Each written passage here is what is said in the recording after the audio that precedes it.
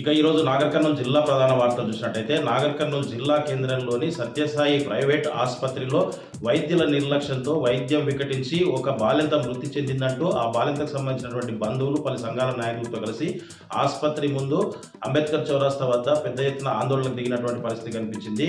కొల్లాపూర్ మండలం ముకిడిగుండం గ్రామానికి చెందినటువంటి వనజ రెండవ కాన్పు కోసం నాగర్ కర్నూలు జిల్లా కేంద్రంలోని సత్యసాయి ఆసుపత్రికి చేరుకోగా వైద్యులు పరిశీలించి ఆమెకు ఆపరేషన్ చేయడంతో బాలుడికి జన్మనిచ్చింది. అస్వస్థతకు గురైనటువంటి వనజను ప్రభుత్వ ఆసుపత్రికి తరలించారు. మరింత పరిస్థితి విషమించడంతో ఆమెను హుటాహుటిన గాంధీ ఆసుపత్రికి తరలిస్తుండగా మార్గమధ్యంలో చనిపోయిందని చెప్పేసి కూడా కుటుంబ సభ్యులు చెబుతున్నటువంటి పరిస్థితి కనిపిస్తుంది. ఇదంతా కూడా వైద్యుల నిర్లక్ష్యం వల్ల, ఆసుపత్రి సిబ్బంది నిర్లక్ష్యం వల్ల జరిగిందని చెప్పేసి కూడా వాళ్ళు ఆరోపిస్తూ వనజ కుటుంబానికి న్యాయం చేయాలంటూ కూడా వాళ్ళు పెద్ద ఎత్తున అంబేద్కర్ చౌరస్తా వద్ద ఆసుపత్రి వద్ద ఆందోళనకు దిగారు.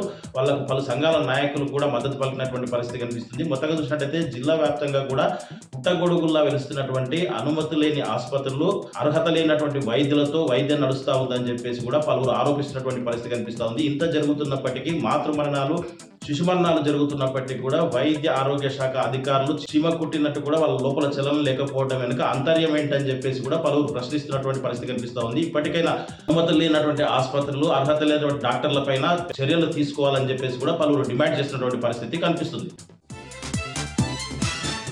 మరొక వార్త చూసినట్టయితే నాగర్ కర్నూలు జిల్లా వ్యాప్తంగా కూడా పోగొట్టుకున్నటువంటి ఫోన్లను ఈరోజు నాగర్ కర్నూలు జిల్లా కేంద్రంలోని ఎస్పీ కార్యాలయంలో ఎస్పీ గైక్వాడ్ వైభవ్ రఘునాథ్ పోగొట్టుకున్న వారందరి కూడా రికవరీ చేసినటువంటి 100 ఫోన్లను, 18 లక్షల విలువైనటువంటి ఫోన్లను ఎవరి వాళ్లకు అప్పజెప్పినటువంటి పరిస్థితి కనిపించింది. దీనికి సంబంధించి సిఈఐఆర్ పోర్టల్లో పోగొట్టుకున్నటువంటి ఎవరైతే ఫోన్లు ఉన్నాయో వాళ్ళకు సంబంధించినటువంటి యాప్లో నమోదు చేసి అప్లికేషన్ను పోలీస్ స్టేషన్లో దరఖాస్తును ఇవ్వాలని చెప్పేసి సంబంధిత పోలీస్ స్టేషన్లో ఇస్తే దాన్ని రికవరీ చేయడానికి అవకాశం ఉంటుందని చెప్పేసి ఇప్పటి వరకే జిల్లా వ్యాప్తంగా కూడా 3,854 అప్లికేషన్స్ రాగా 2,800 చిల్లర పైచీలకు ఇప్పుడు రికవరీలో ఉన్నాయని చెప్పేసి దీనికి సంబంధించినటువంటి ఐటీ కోర్ సిబ్బంది విక్రమ్తో పాటు వీటి రికవరీ కోసం కష్టపడ్డటువంటి పోలీస్ కానిస్టేబుల్లను కూడా ఎస్పీ గైక్వాడ్ వైభవ్ రఘునాథ్ అభినందించినటువంటి పరిస్థితి కనిపించింది.